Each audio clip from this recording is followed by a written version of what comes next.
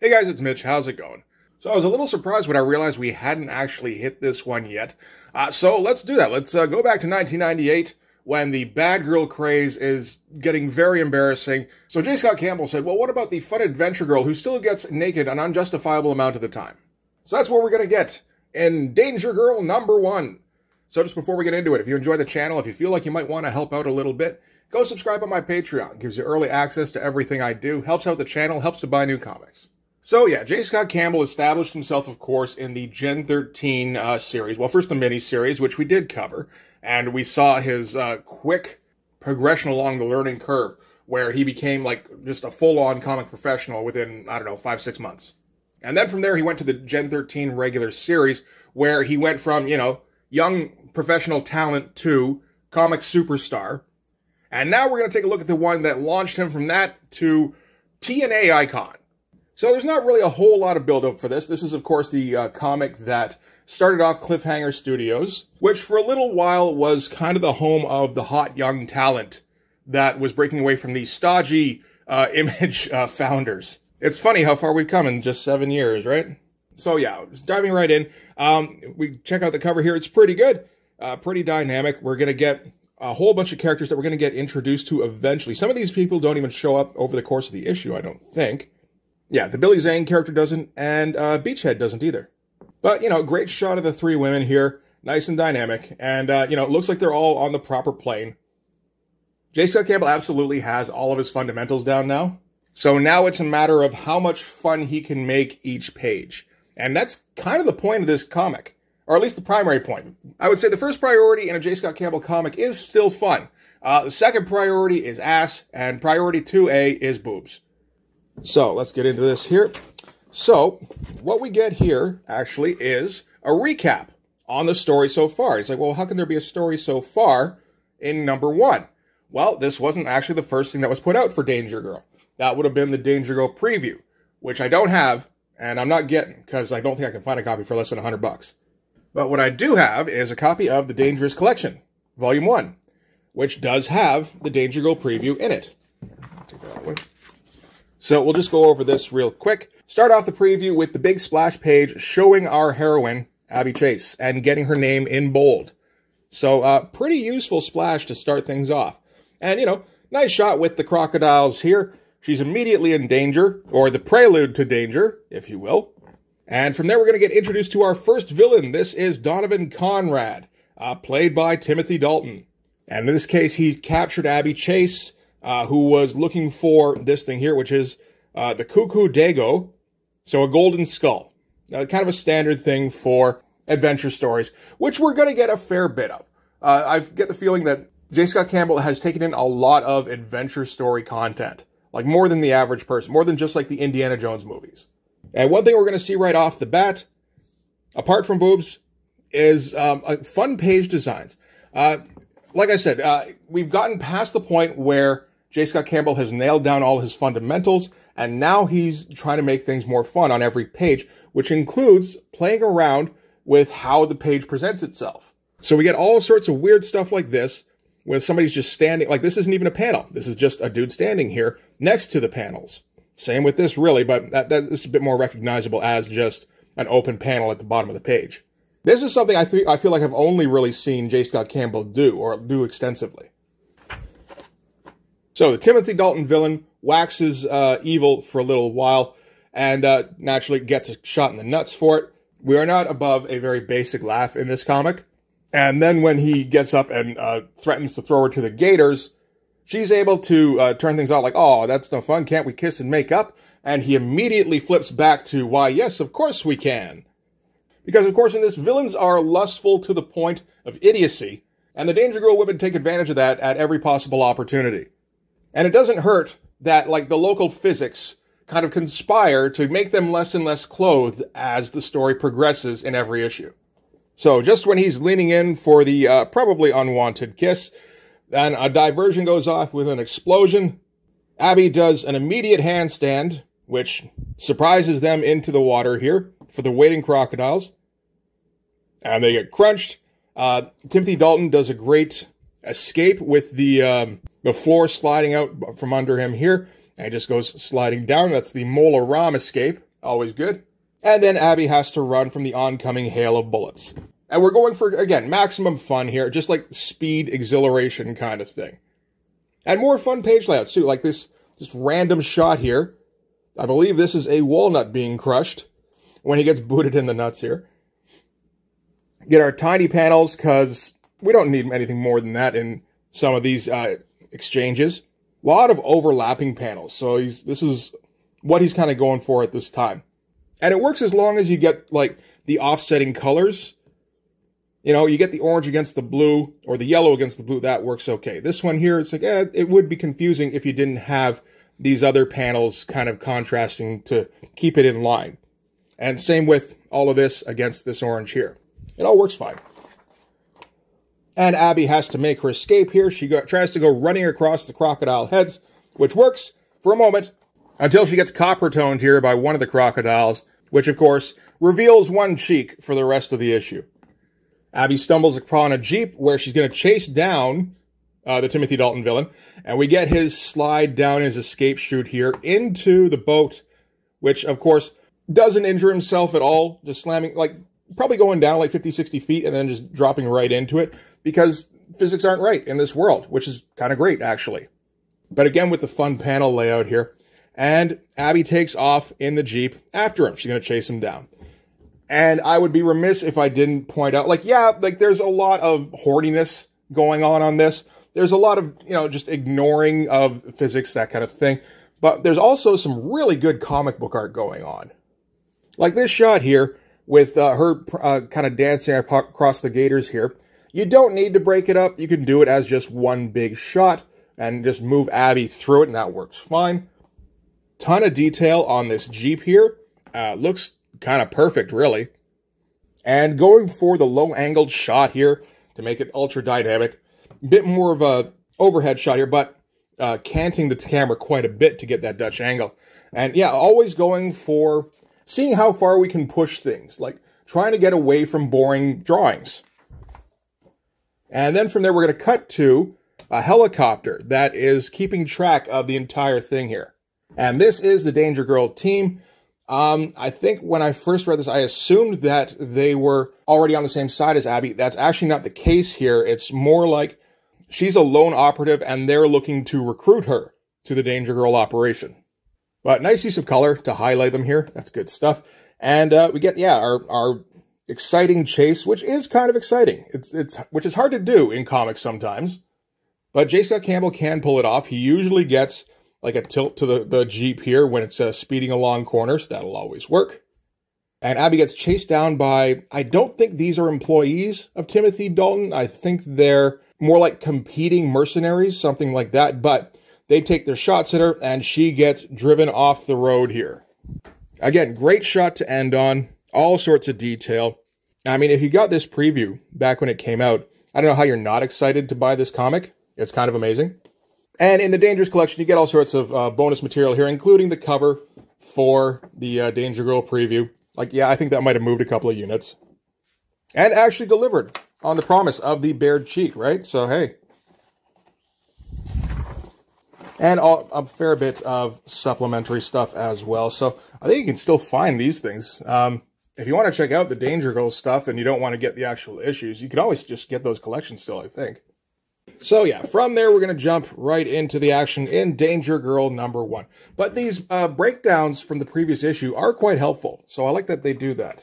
So we're going to start out here in the Bahamas, where some goof in a Hawaiian shirt is being served a drink by a hot topless girl while he talks on his coconut computer.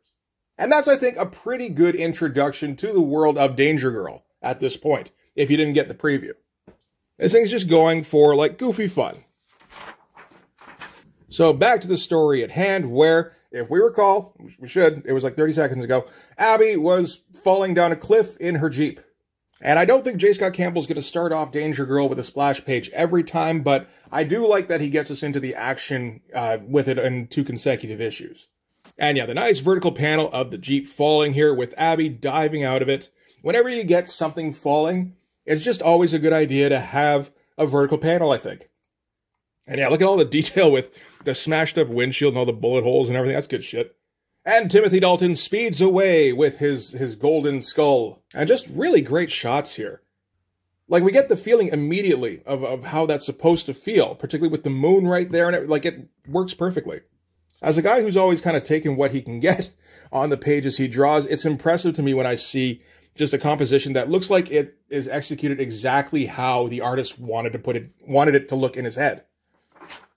So there's our shot of Abby crashing into the water here while the boat with Timothy Dalton approaches. These kind of panels are also kind of impressive to me. How he manages to make it look like there's this much space. Like, these would have to be pretty small drawings of the boat and I guess this is a spear gun and the Jeep here.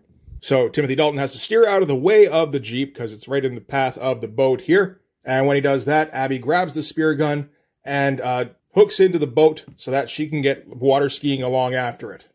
But yeah, I'm guessing, seeing as how J. Scott Campbell undoubtedly is a big video game fan, seeing as how one of the first things he got published was, I think he did some work for Captain N, and also had a submission go into Nintendo Power. So I think he's probably been a Tomb Raider fan for a while at this point. First one came out in 96. Yeah, okay, that tracks. And the Danger Girl women keep following after him. You see panels like this with just how much detail he's getting in on, like, these, what would they be, like clay roofs, I guess?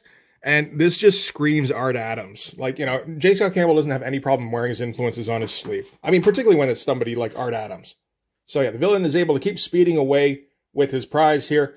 But by now, Abby has gotten onto the boat and takes him out in her wet see-through shirt. Because we're taking every opportunity here. It's funny, I've had a couple of people who were saying, like, oh yeah, no, when this came out, when we were like 11 or whatever, this was like the soft core kind of shit that we couldn't show our parents. And I'm thinking, like, really? Like the Danger Girl? And now I see it, it's like, oh yeah, okay, yeah, no, definitely. But the other mercenaries from earlier have caught up with Timothy Dalton and Abby, and they're ready to open fire. I like the focus in on the minigun here. And then the interesting long vertical shot here of the two boats coming at each other. There's this one here and that one there. Sorry, didn't realize how much glare I had going on there. And Abby is able to take control of the boat with a slumped out Timothy Dalton. Does a quick turn here and ramps it up the rocks here.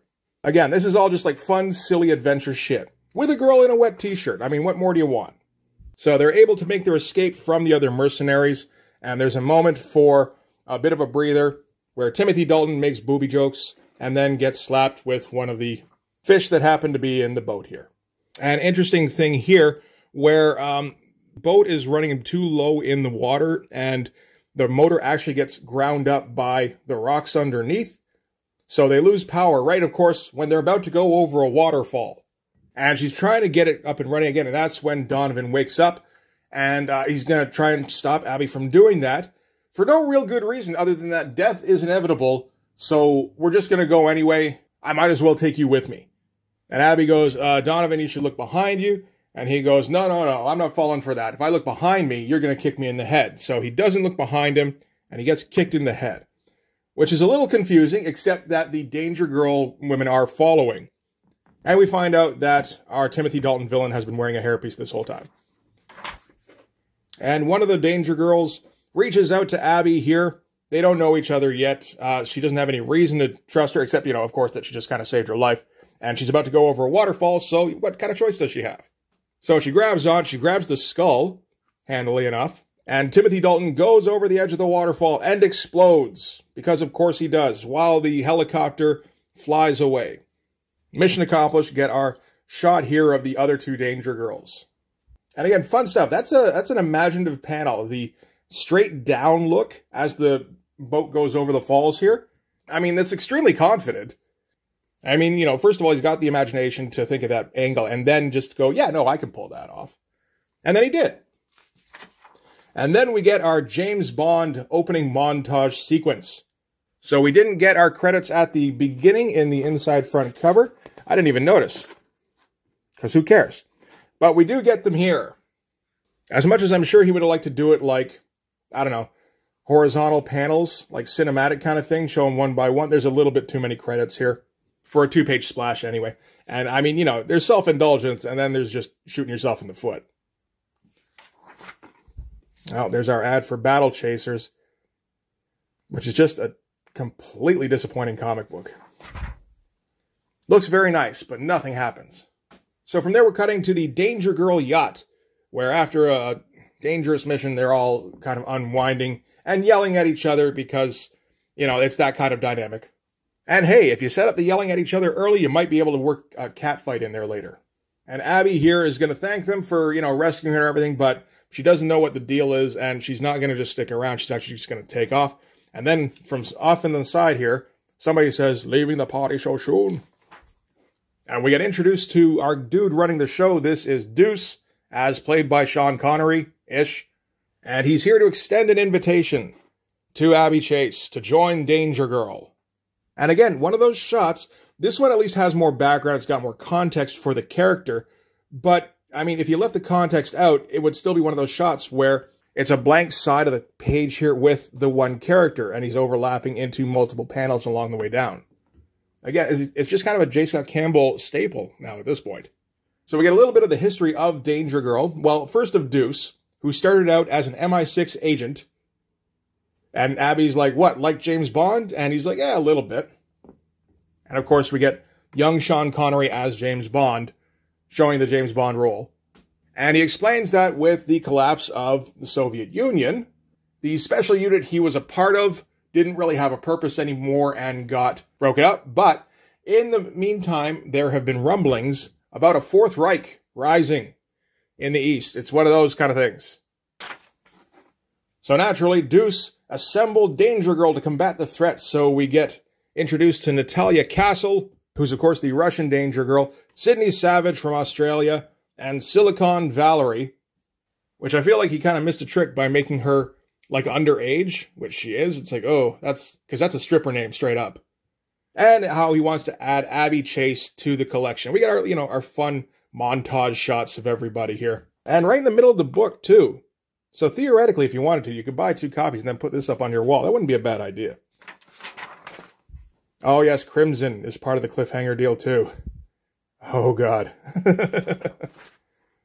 So later on that night, the Danger Girls, the ones who are part of the program, are going to kind of banter back and forth about the possibility of Abby joining the team. And the way they talk, it sounds like they don't really like her all that much yet. We get an opportunity for some gratuitous TNA, which you have to take every time. Abby overhears them say that basically they don't want her on the team. So she goes up to talk to Deuce and say, "You know what, I don't think I need to be a part of this. They're already kind of against me." And he's like, "Well, yeah, they've read up on your file. So you're going to have to earn their trust and respect." So what we're going to get then is an opening mission where everybody has to learn how to work together as a team. So the first mission here is to track down this arms dealer, who in this instance is actually going after antiques. And they want to know why. So the arms dealer in this case is called the Peach, which is like, okay, you can call your guy what you want. And he's meeting somebody in, I think this is in Venice. And just a ton of detail. J. Scott Campbell is, I think, of the Art Adams school, and, you know, beyond just the style, also in the fact that he'll sit on a page until he's happy with the end result. I think there have probably been instances before this where he's had to rush to get an issue out on time, and he hasn't been happy with how it looks. And now he's in a position where he's got enough clout after like 3 years of being in the business. But now he can just, you know, put out comics at whatever pace he wants. And that means that he can make them all look how he wants them to look, which is Art Adams' level of detail. So the Peach is meeting a mole here. This is Rico Lugosi. All right. And the Danger Girls are going to monitor the situation and try and get the information on what's being sold and who it's being sold to. In this case, it turns out to be an ancient shield. Now we get Sydney here on what I assume is an opposing rooftop. She got her sniper rifle here in case she needs it. It's the Carl from Die Hard special, the Steyr AUG. For when you don't want neutral, you want dead. And Abby is going in as an agent on the ground. So what she had to do was knock out an existing waitress. And now she's going to be going undercover. Of course, the existing waitress, unfortunately, is a couple of sizes smaller than Abby. So she's popping out a little bit from her dress. What a horrible sequence of events this is. And the Peach, of course, is going to take advantage of the situation because J. Scott Campbell's a horny boy. I should make that the subtitle of this video, just J. Scott Campbell is a horny boy. I don't think that's going to work out in my favor, though. So we get to the end of the conversation here, and the Peach is just about to name who his buyer is. But at that point, he goes to eat the olive in his martini, which turns out to be the bug that they've been using to listen in on the conversation. So the only way now they're going to get the information about who the buyer is through the mole. But, of course, at that point, the Peach blows the mole's brains out. So we don't have that either. So now we have to follow the Peach again. And no, follow the Peach is also not going to be the subtitle of this video. Although it could be. So the Peach and his minions are now going to shoot down Lugosi's minions. Big old shootout in the middle of Venice here. Abby has to get out, although not before one more panty flash. The Peach takes off in his vehicle, and Sydney shows up in a pursuit vehicle, which Abby takes over in the driver's seat. Great shot with the skid in. There's all sorts of great shots in this book, even if you're not a pervert. And we got kind of an Indiana Jones chase sequence. So this is, I guess, more of the Peach's minions who are carrying some of his wares in, like I said, an Indiana Jones-style transport truck. And the Danger Girls pull up alongside and they go, "Hey, pretty girls." And then one of the pretty girls disappears and pops up right on the outside of the truck. Kicks them out through the door here. Great shot. Again, another Dutch angle. And, yeah, just get the right impression of speed to have them flying out at the side here. And Sydney jerks the wheel back and forth. I think Sydney's supposed to be kind of the crazy one. Natalia's like the Russian business assassin, and Abby Chase is the American, where adventure is the priority. Yeah, no, Sydney's just crazy, I think. Jerks the wheel back and forth to shake out all the troops. Okay, so this was a troop transport thing. But, I mean, that's a difficult action to get across in a comic book, and he gets it pretty effortlessly. Again, pretty impressive. And then at the end here, Abby comes up and rear ends the Peach. The driver leaps out onto the hood of Abby's car and comes at her with a knife. And then, because this is basically a James Bond / Tomb Raider kind of thing, of course there's an ejection seat on the passenger side here. So when he tries to get into the car, he gets just ejected up into the roof of this bridge here that kind of came out of nowhere. Oh, no, it's there. It did kind of get set up, although, you know, who's paying attention to that at this point? But this is maybe the only thing, is that things seem to go too fast to actually keep track of all the set pieces. So yeah, smacks into the roof of the bridge and falls down, where Sydney comes up on him in the truck, and he gets splattered all over the inside of the tunnel. So while we haven't really shown any gore just yet, we've seen that the minions, at least, are extremely disposable on these. So Abby comes out the other side of the tunnel, where the Peach has a couple of helicopters waiting to snipe her down. And that's where we're going to end the first issue here, with a cliffhanger, as the cover foretold. And we got our ad for Danger Girl number 2, which may or may not have more tits. Alright, and that's going to do it for Danger Girl number 1. So yeah, if it's 1998 and you're like 10, 11 years old, I don't know how you don't spend all of your money on copies of Danger Girl comics. I mean, it would be a fair chunk of your money too, because it's $4.45 Canadian, $2.95 American, in 1998. Like, that's really not too far off from today's prices in some respects. But yeah, there's a ton of action in that book that is extremely well drawn, and it just laid out extremely fun. And of course, if you're going through puberty, there's more almost nudity than probably just about any other comic you can get the retailer to sell you. Because he's not going to sell you like some Arrows comics or anything, but he might sell you some Danger Girl. I do wonder, though, if he'd do it without arching a bit of an eyebrow. So as long as J. Scott Campbell is willing to put these things out, I think he was probably making bank on them. The only thing is that he seemed to get less and less willing to do that as the series went on. Like, if it was just a matter of him taking as long as he felt was necessary to complete an issue and try to keep it to a fairly regular schedule, I think that would have been fine. Like, for instance, there's a difference of 2 months between issue 1 and issue 2. Issue 1's March, issue 2's May. That's okay. I don't think you're going to get anybody complaining about that. Issue 2 to issue 3 is 3 months. So you go from May to August. And honestly, I think if you were keeping a quarterly schedule and you're J. Scott Campbell and you just keep pumping out Danger Girl books, I think everybody would be fine with that.